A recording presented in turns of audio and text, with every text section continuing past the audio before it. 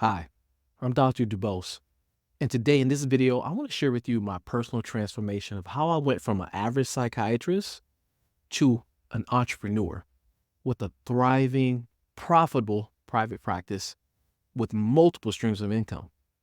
I want to share with you how I bought back my time and went from burnt out, stressed out, maxed out, tapped out, and ready to get out. So I want to share with you my story of how I went from school to practicing. And I actually graduated from the great University of South Carolina for medical school. I went to Morehouse in Atlanta for my adult psychiatry training. And man, I'm so thankful I ended up in inner city Atlanta working at the Grady's, if you know about the Grady's. But that really made me a very sound clinician because I saw the worst of the worst. And when I finished my adult residency, I decided to do child psychiatry training. I did my child psych training at University of South Carolina. And during my fellowship, I decided to just dip my toe in the water to try private practice. And, I was surprised to see that actually I was making more money on the side than I did from what I was paid from my residency. And they gave me the confidence to consider private practice. And when I graduated, one thing I continued was just one day a week doing private practice. Since I was so tired from doing residency and fellowship, I decided to really just keep that one day a week schedule and do weekend call. And in the beginning, my life was good. Like I had a lot of free time. I made a six-figure salary between the two jobs. Wasn't high six figures. I was probably making maybe $130,000. But I literally had like 4 days off a week. I'd never had money before in my life. So that was plenty for me. I was single. I didn't have a house. I was just renting an apartment. And, actually my life was pretty peaceful. But at some point, I listened to what everyone else was saying, that I needed a nice car, that I needed a big house, and I needed all these other things I guess I really didn't need at that time. But I guess pressure from my family and just kind of watching my peers do bigger things with their bigger checks, I decided, well, maybe I need to get a real job. I went and ended up working at an inpatient hospital, and I worked the hospital, and then opportunities just started popping up, and my private practice was starting to grow a little bit, and it was a fee for service or cash-based practice. So, of course I wanted to take more patients, and people started hearing about me, and I got hired as a medical director for another outpatient practice. And before I knew it, man, I was juggling four jobs. I was doing inpatient, I was doing call for another inpatient hospital, I had my own private practice, and I was running a upstart outpatient office as well. And needless to say, well, there was a lot of checks coming in, but there was also a lot of stress coming in. I went from having plenty of time to hardly any time. And so like many of us, I was juggling jobs and collecting paychecks. And during that time period, I realized that, yes, I loved treating my patients, but I really didn't have a lot of extra time. But that was just kind of par for the course. Doctors they just don't have a lot of time. And I think we're acculturated to believe that we are stronger than the average person, have more endurance than the average person, can learn faster, and can do more with less time because that's how we're trained. And I told myself that same story. I felt like I was having a positive impact on my patients until I ran into one particular person. And this particular patient I had been working with since I was in my fellowship. And I followed the path that we were trained to do to take care of a person. This particular patient had treatment-resistant depression, and I had worked with him through fellowship and through my early career as an attending. And this was one of the few patients that I was doing psychotherapy with. Nowadays, psychiatrists don't do a lot of therapy, but this was one of the patients that I spent a lot of time with. I saw him each and every week. And really, I got a lot of enjoyment out of working with someone so intensely. Over the years, the first few years of my career, I ended up watching him graduate college and get married and start his family. And I was a big part of this particular patient's life.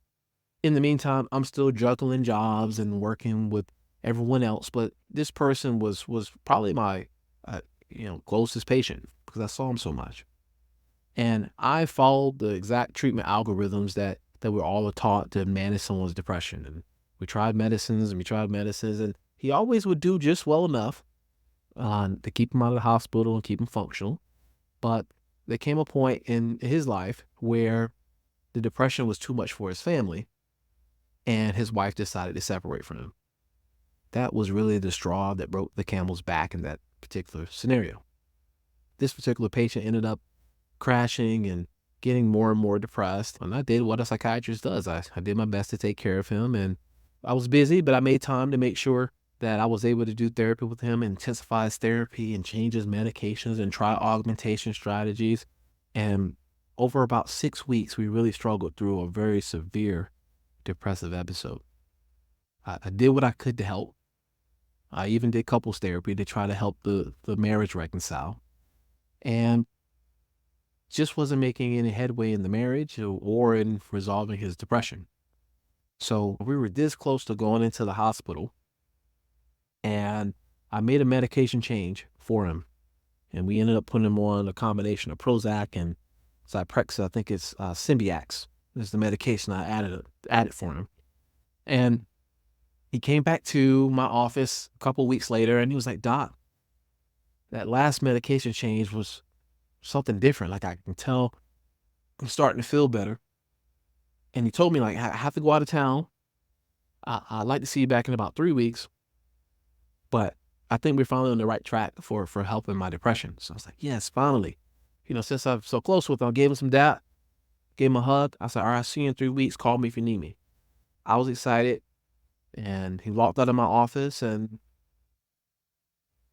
unfortunately, that was the last time I ever saw him. I found out that he left my office and went to a church parking lot. He called his wife, texted her, emailed her. They had a conversation, and apparently the conversation didn't go the way he wanted, and he took a gun and shot himself in the head in that church parking lot. I found out about it the next day, and I was devastated. It was like the world stood still. Like, it was the first time I experienced a suicide in one of my patients. And it was one of the patients I was closest to, that I spent the most time with, that I worked the hardest on. And he literally left my office and killed himself. I I didn't know what to do. I was scared. I was frustrated. I was angry. I was disappointed.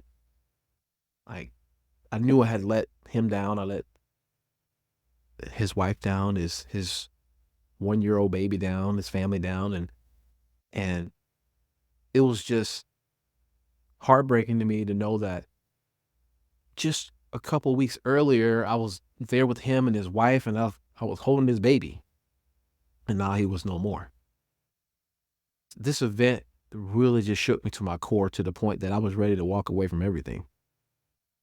I called my brother. My brother is a football coach. I was like, "Bro, you need a linebackers coach? I think I still got it, man. I'm gonna come out and coach with you." Because I was ready to walk away from psychiatry, and fortunately for me, I had a a good friend that was a therapist that encouraged me to go to the young man's memorial. So after really a lot of coaxing, I decided to go.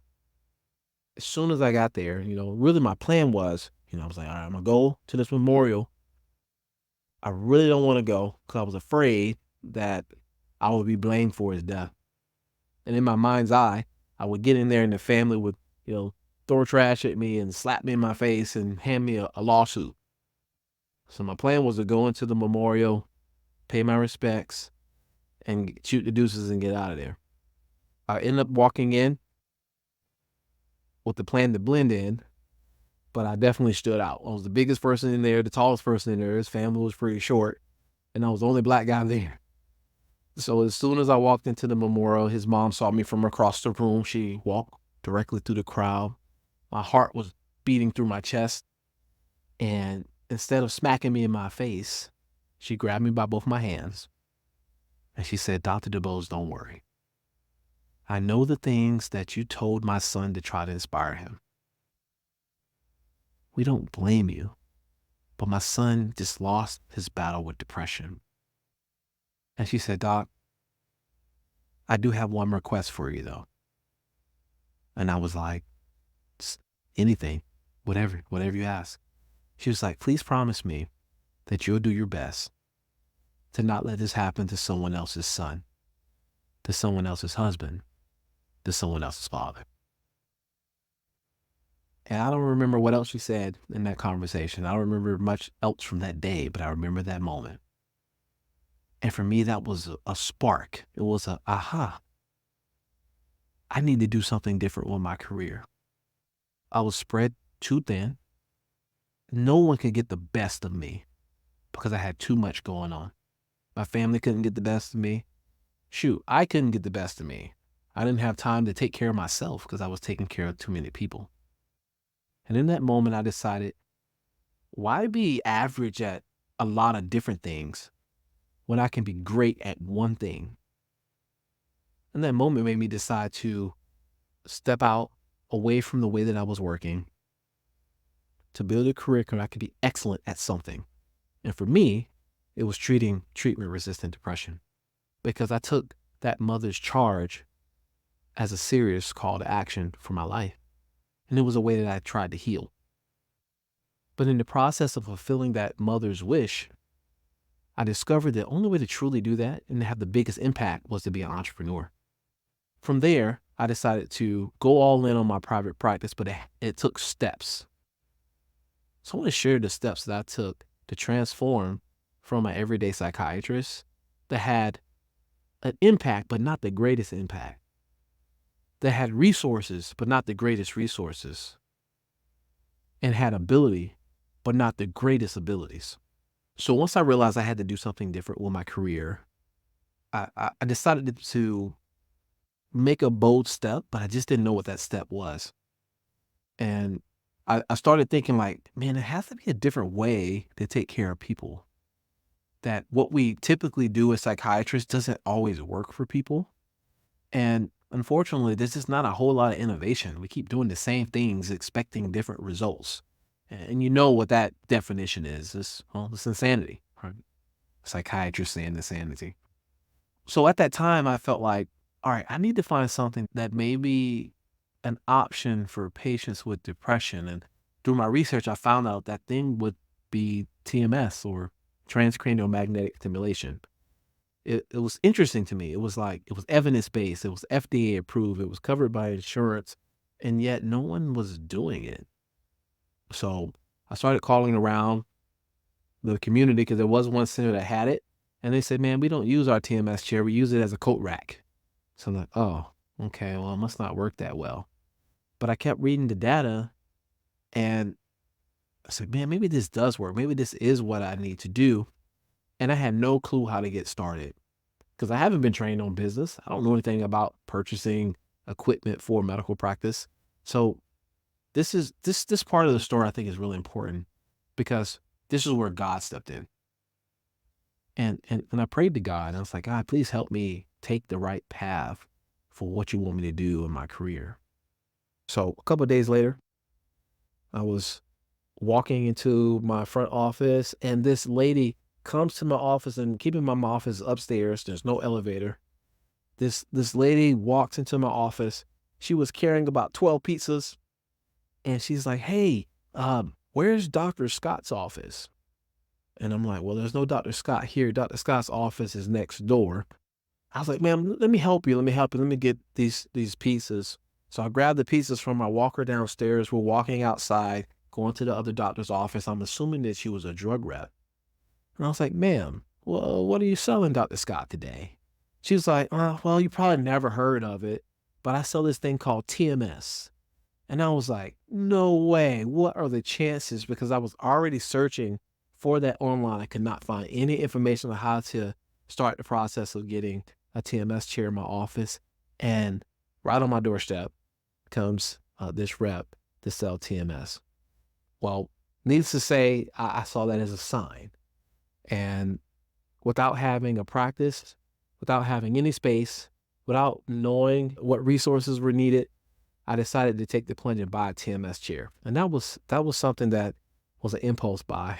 6 figures cost to get started. I had the NeuroStar TMS chair. And at that time, I didn't have an office. I didn't have any patients, didn't have any support staff, but I believed that this was my mission. So I went for it with it. But man, it was a rude awakening when I signed that contract.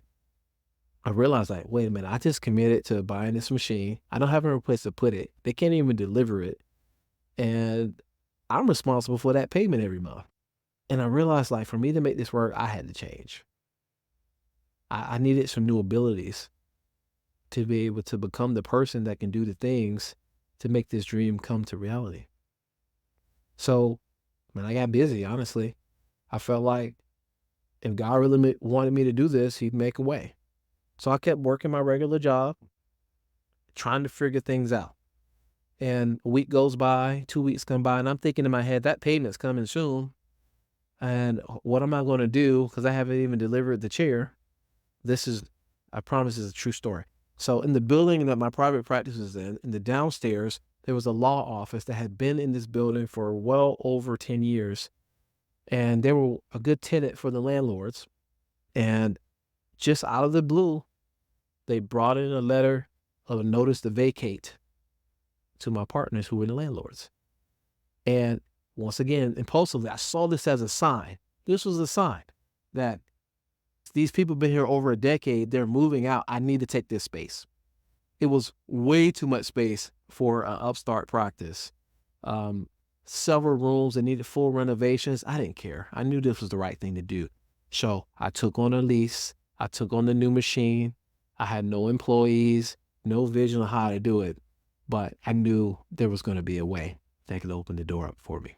So I kept working my main jobs to pay the rent and the renovations and the machine. And, long story short, I realized that my ability was lacking. Part of my transformation was understanding that for me to get the things that I wanted to have, I had to become a different person and I had to do different things. My transformation began really with seeing where my gaps were and filling those gaps. I realized I wasted a lot of time watching stuff on YouTube that didn't serve me. It didn't serve me, so I wasn't able to serve the people that I was called to serve. I realized that, hey, maybe I should spend some time learning more. I made a rule for myself that, hey, anytime I watch YouTube, it has to be something educational towards my purpose. So it wasn't just educational things, it was purposeful educational things. And I started learning different aspects about depression and learning different aspects about business and how to sell and how to market. And YouTube was great, but it just wasn't enough to fill that gap. And I realized I needed mentorship. That's what I really needed. Probably about 3 months into the journey, I hired a staff member at this point. I came across a Facebook ad for a physician that was coaching that, hey, you could work way less and make way more. You could work 4 hours a week and make 4 times as much as you normally would make working a career. And I was like, that's impossible. That can't work. But since I wanted this dream so bad, I knew I needed a coach. I knew I needed a mentor. I went ahead and did the exploratory call. And I promise you, I learned more in that 1 hour than I learned in, 5 years of residency and fellowship. And I was like, oh my gosh, I got to hire this guy. And I couldn't believe it. It was $2,000 a month. Like at that time, I couldn't wrap my mind around paying somebody $2,000 a month to coach me. But it was the beginning of something that made me into the entrepreneur that I turned out to be. And I learned about marketing, and I learned about unique selling propositions, and I learned about how to speak to your potential customer, and me becoming a better marketer and me becoming someone who is coachable transition into real life growth in that practice. And I remember going and getting our first TMS patient, then our second, and then our third. And it was a difficult journey, but it was starting to work. And it really accelerated the process of me growing my practice. Even though TMS was starting to take off, it was definitely a lot of work at the time. And TMS was still relatively new at the time. And insurance was, being insurance. For every 10 patients that were candidates that I could have got through, I was getting like 1 or 2 people into it. it made me do the next like important action step, which was to diversify. And, I think a lot of times people feel like they really got to niche down into one thing and that can really help you be great at something. And that's true. I think niching down can be helpful, but at the same time, you need to find a way within that niche to diversify your income streams. I decided that we wanted to add other services. So I added in medication management and added in counseling. And then we started learning about ketamine and I added ketamine into the practice and different variations and applications of ketamine. And before I knew it, I had a practice that had a suite of services and options for my potential patients. And I had a army of people who believed in a vision of solving one particular problem for my patients. That was depression. Earlier, I talked about having a bigger impact. That was the ultimate goal, but also having greater resources. But all that started with growing my abilities. I wanted to talk a little bit about how to create a bigger impact in your business based on my experience. And I think that that comes from that diversification, not just of your business, but of your talents. I realized I had grown this unique body of knowledge, but I was limiting myself by sharing that knowledge on a one-to-one basis with the patient.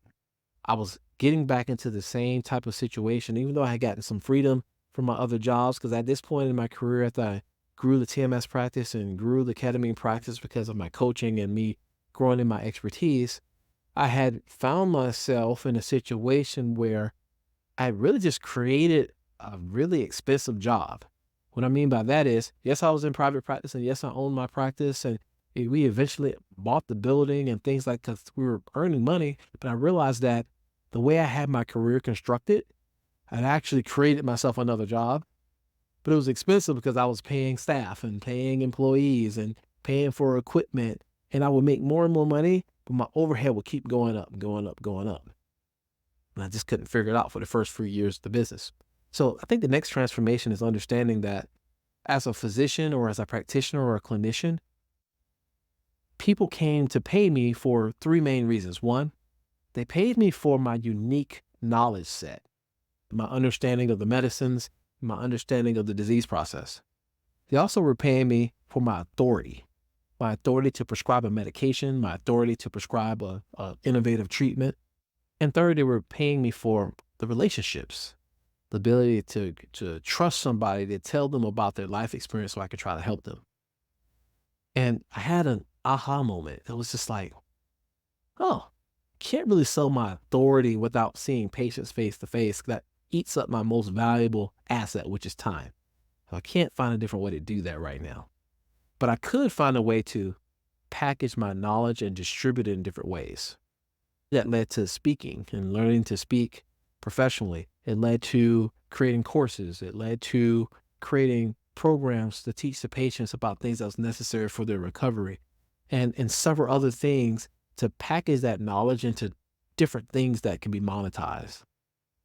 And what I saw was, as my income went up, my overhead didn't go up as much and there was more profit.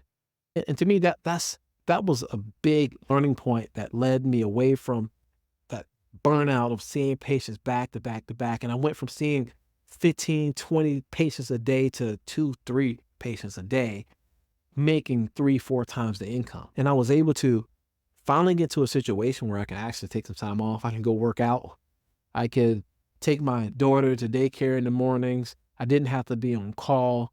There's a lot of advantages to thinking outside the box and developing yourself into an entrepreneur from the platform of a professional, like a psychiatrist or a therapist. My journey is not a unique journey, but it's definitely a path that's less traveled by psychiatrists and other physicians. And I'm sharing this story with you to let you know that the way you've been trained is to give great care. And I think that's a wonderful skill because the world needs great caregivers and competent caregivers, but we shouldn't give care to others to the point that it's a detriment to us and a detriment to our families. And I'm making this video to let you know that there are alternative paths to earning the resources that you need to earn to take care of yourself and take care of your family while protecting your most valuable asset, which is time. I hope this glimpse of my story and my life so far has inspired you, has encouraged you to just let you know that there's other ways to build the resources that you need to take care of your family, that there's opportunities to avoid burnout and to really fulfill a high level purpose in a non-traditional way. In future videos, I want to show you really exactly the steps I took to go from student debt of negative $300,000 to a thriving practice making nearly $4 million a year while only seeing 2 or 3 patients a day personally. Because it can be done. I know because that's what I do now. It is totally possible to flip your whole life around with the right intention and the right action steps. But to do that, you have to become a different version of yourself. Sometimes it takes coaching and mentoring. It's going to take research. It's going to take time. It's going to take effort. But guess what? Either way, you're going to be working hard. And either way, the time's going to pass. So why not do the things that can transform your life and your family's lives, but also the lives of the people that you touch face to face, but also in the community and in your stratosphere. And there's a way to do it. In future videos, I'll show you step by step how I did that. How did I go from negative $300,000 in debt to a private practice in an industry that creates $4 million a year? And on top of that, I'm only seeing 2 to 3 patients a day. It's possible. And I want you to be able to do it too. If you like this content, if you'd like to know more of how I did it, please subscribe to our channel, like this video, share it. And if you've done something in your career that brought in other income or had a greater impact on your patients, leave a comment on what you did so the next person can learn from your experience. Thank you. I'll see you in the next video.